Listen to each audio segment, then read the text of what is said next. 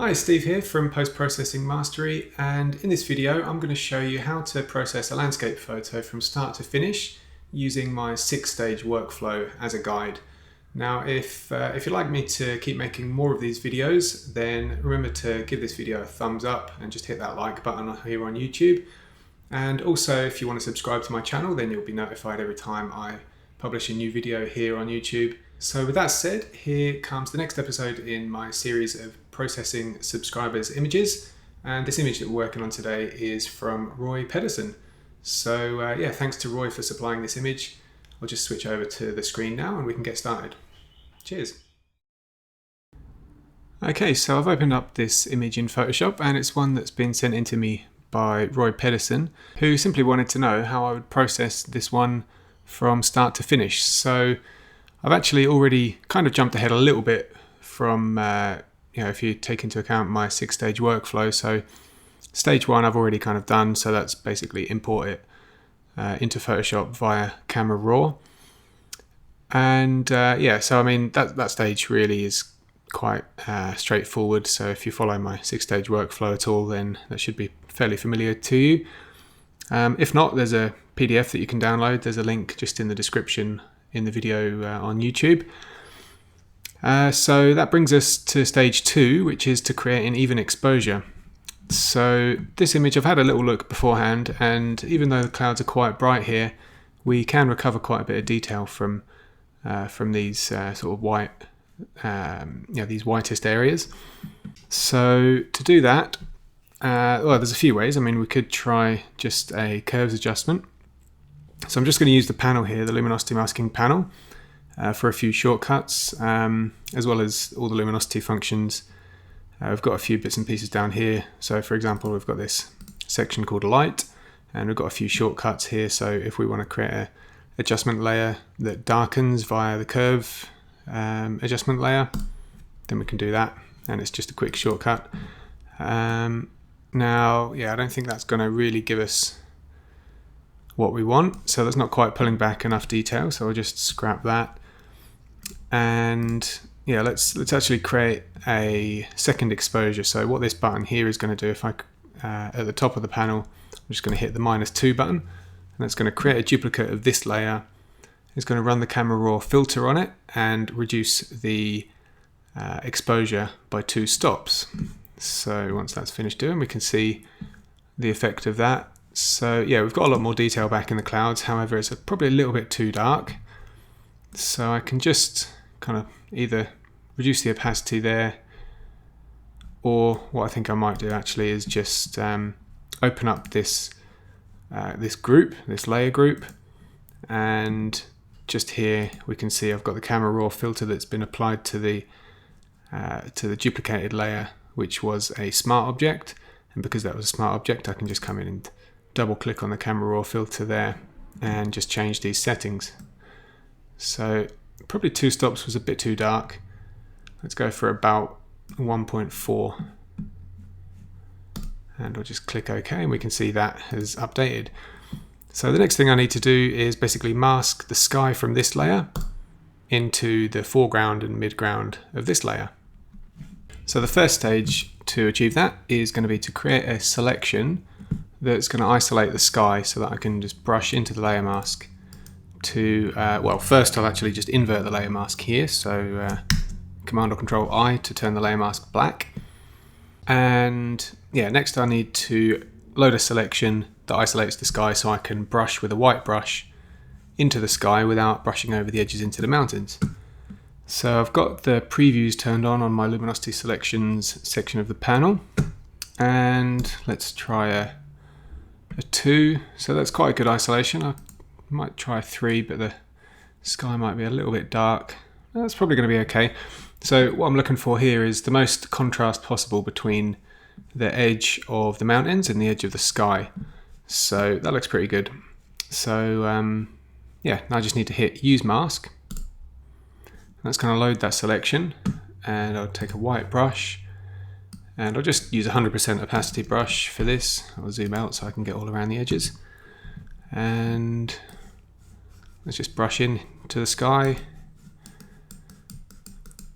and because this selection is active, I don't need to worry that I'm going to brush over into the mountains at all. So that makes this really quick and easy to mask this in. So deselect, Command or Control D to get rid of that selection. Now let's have a look at the before and after. So there we have that sky masked back into the foreground. So this is still stage 2 of the workflow, so still trying to create that even exposure where there's no overexposed highlights or underexposed shadows, which does bring me on to the shadows. So we've got some dark shadows down here. We might see if we can pull a bit of detail out of there, and maybe just in these mountains on the left. They're not technically underexposed, but they're just a little bit dark, so I wouldn't mind just brightening them up a little bit so that we can see what's in there. And yeah, and then maybe we'll end up darkening it again later, but that'll be for later. So all right, let's create a selection that's going to isolate those shadows for me. Let's go with maybe a 5 just to get those deepest, darkest shadows. Click Use Mask, and this is a quick shortcut for just brightening shadows. I can just open the light section of the panel and add a lightening curve. So let's go for a curve 2. So basically 2 is brighter than a 1, but they both just add a curves adjustment. And because this selection is active right now, when I do that, that's going to load the selection directly into the mask of the adjustment. So there we've just lifted those shadows a little bit. Of course, we could just double click to open the properties panel and push this up or down and do whatever we want with it after the fact, but I think that's probably okay where it is there. So I would say that's a pretty even exposure. Let's double check the histograms. So, you know, we haven't really, well, there's still a bit of room at the right hand side there between where the data finishes and then the end of the actual histogram. So that tells me that we can actually brighten this image up a fair bit. And there's just a little bit towards the left of the shadows of the histogram there. So we know that nothing's underexposed. So that's looking pretty good so far.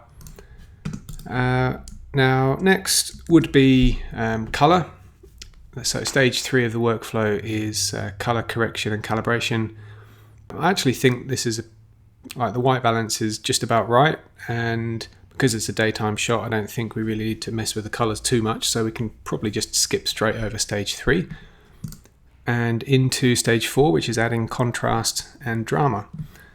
So my favorite way of doing that, if you've seen any of my videos before, you're probably well aware that I like the levels adjustment, and in the panel I've got some shortcuts here to some levels adjustments, some presets. So I'll just hit levels 1. This is the one I use the most because what it does, if I just double click to open that now, it automatically moves this white point control point to the end of where that data finishes in the histogram. So this is the default value, and the shortcut here in the panel actually kind of, it knows where the histogram starts and finishes, so it places the white point just right at the end there, and it moves the midpoint or the gamma towards the right a little bit. So what that does, it actually darkens a tiny bit.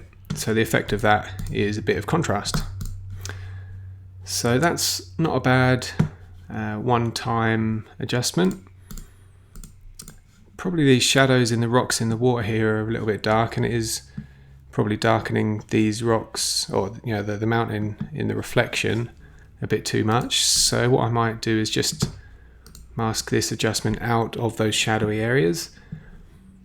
So I'm just going to turn the previews off on the panel, and so with that turned off, what I can do is just press the 5 button on the left hand side of this bar, and it's going to just load that selection without showing me the preview first. So I'm pretty confident that this is going to be a pretty decent selection. So yeah, I can do that without the preview. And I'll also just hide the marching ants, so Command H or Control H on a PC. And with a black brush, I will reduce the opacity this time, probably around 30%. I'll just brush through here to mask this adjustment out of the shadowy rock, and just over here on the left as well. So that's pretty gradual. You're probably not seeing much happen as I make these brush strokes. But if I disable the mask, so I can hold shift and click on the mask, when it's got a red X through it, it means that mask is disabled, so we can see the effect. So this is with the mask, and this is without. So we're just taking a little bit out of the shadows there. And I probably do need to actually just fix up this little patch of cloud up here, which has gone a bit too bright. So I'll grab a 5 on the highlights end, and I'll just do the same thing around here, just to make sure I don't overexpose those bits.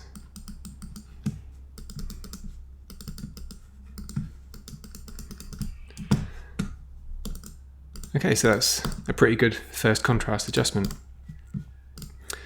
Right, so what I like to do once I've just done some basic contrast adjustments is just have a bit of a play around with the levels adjustment.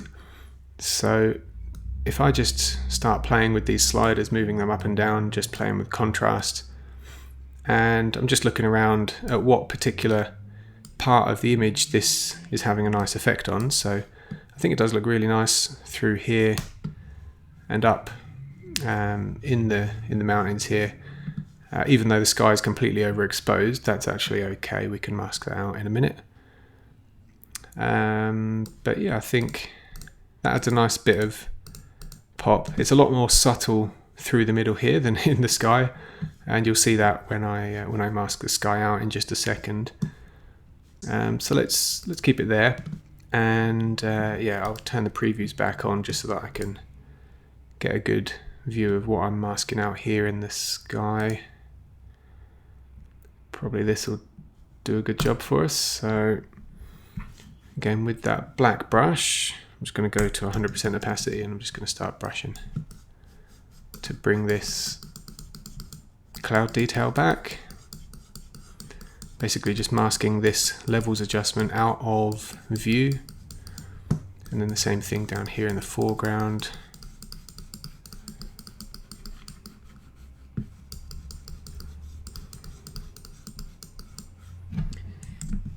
And we can see there what we're left with is a bit of contrast. It's not completely removed from the foreground, but we've got some of the water has actually taken that on. So let's just brush this out here. We can do that freehand without the mask, without luminosity selection being active. And probably just there's a little bit up here I think I missed. Alright, so now we have that adjustment that only affects that middle section, and now we've got it masked, I can actually try and push it a little bit further as well and see what happens. So yeah, I'm sort of discovering here that I can actually go quite far. The only problem is this bit over here, which is a little bit bright. So let's just take a low opacity brush, and I'll just bring that back there to prevent that overexposing.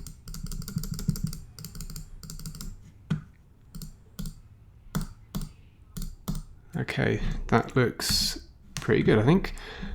So let's just take a quick check at how far we've come so far. We've only got these four layers, these 4 adjustments we've made. So here's the original image, and here's where we are. So we can see we've got a lot of detail back in the sky there, and we've just lifted some detail from the mountains as well. So things are looking pretty good. At this point, I mean, we can keep adding contrast. Maybe I'll just add 1 or 2 more levels adjustments just to try and bring the detail out through the middle here. But depending on how far you want to process your images and how far you want to take things, you might find that this is processed enough for you. But I'll just go another couple of steps just because. So let's add another levels adjustment, and again I'm just going to look at this middle section here and see what I can do, if I can just find an adjustment that's going to make that really pop. And I think that is pretty good. So I'll just invert the mask to hide it now, Command or Control I. And with a white brush, I'm just going to go freehand here. I'm not going to use the luminosity selection. So just adding the contrast through that middle section. Again, very subtle.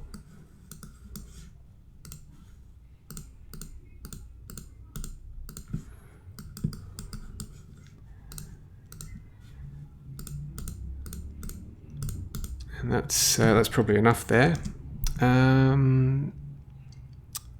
Yeah, let's see. Let's have a look at the histogram. So I think we've got a bit of room still on the right-hand side. I think the image does maybe it's looking a little bit dark overall. So let me just add a curves adjustment and see if I can just brighten it up generally. I think what I'd like to do is just make the sky a little bit brighter, or at least the top half of the image a little bit brighter. Just because we don't want it to look, well, the only way I can think of sort of calling it is over blended. So, you know, it's when you sort of overcompensate, blending a sky into a dark foreground, and then you end up making the sky darker than the foreground itself. So I'll just mask that out, and again with a white brush, I'm just gonna go across the top of the image here and just brighten the whole top half of the image.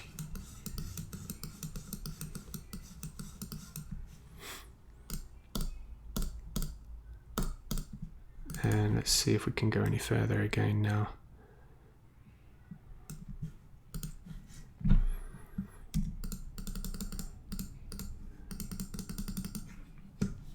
Okay, I think that does the trick. Right, so just zooming out to see, yeah, again, if you've seen many of my previous videos, this is just something I like to do. Just zoom out so that the image is kind of like in a thumbnail view, and it helps you kind of see the bigger picture. Yeah, you kind of notice things that you might not notice when you're sort of zoomed all the way in like this. In this case, what I'm looking at, this bottom right hand corner, the water looks a little bit too kind of shiny and a little bit too bright. I'm not quite sure what's going on there, if that's from a particular adjustment I made. But what I think I'd like to do is just darken it a little bit. So let's add a curves adjustment and darken the image. Actually, that looks quite nice all across the image. I think I might keep that. Just push this bottom corner up a little bit. Okay, I'm going to keep that. I'm going to fix this corner up separately. So I like what that's done to the water, but I'm just going to bring a bit more attention through the middle of the image now by masking this adjustment out of these middle parts.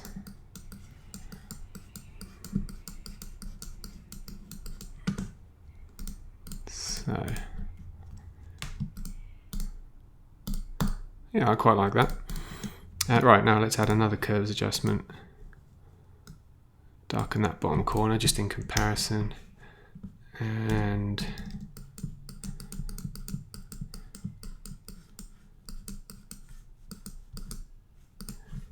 yeah, I think that's better.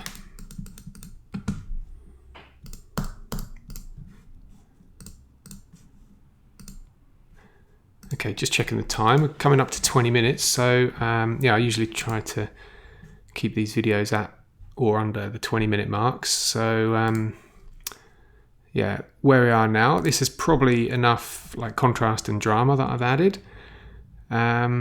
Next stage would be enhance and embellish. So we would do things like dodge and burn. So I'll just run through some quick things here that I would normally try. So in the panel, I've got some shortcuts here for creating layers that we can dodge and burn onto. I'll just use the the most basic one so that I can use the dodge and burn tools rather than try to do any non-destructive edits. So if we hit this button here, pixel layer regular, that's going to create a merged copy of the whole image and paste it into a new layer that we can use the dodge and burn tools on. So we've got the dodge tool selected, and what I'm just going to do is try to accentuate some of the brighter parts here. So we've got like lots of bright textures and dark, so I'm just going to brighten some of the bright bits and darken some of the darks, and essentially that is that's going to have the effect of increasing contrast in those areas, but it just adds a bit of depth, I feel. So I won't do this around the whole image, but I'll just give you a kind of feel for the effect that this can have. So again, up here in the green, the light greens, it's going to look quite nice. Over this side here, let's get some of these lighter bits.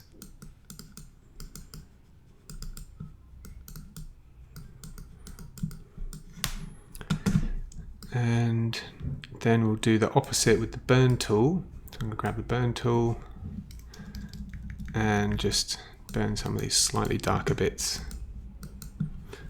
Probably need to use a lower exposure on the burn tool because that's coming in a bit strong on the effect there.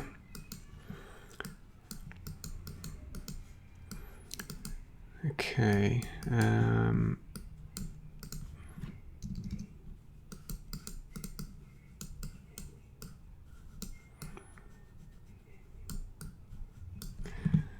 Right. Again, just darkening the dark edges, brightening the bright edges, and just creating a bit of contrast and depth.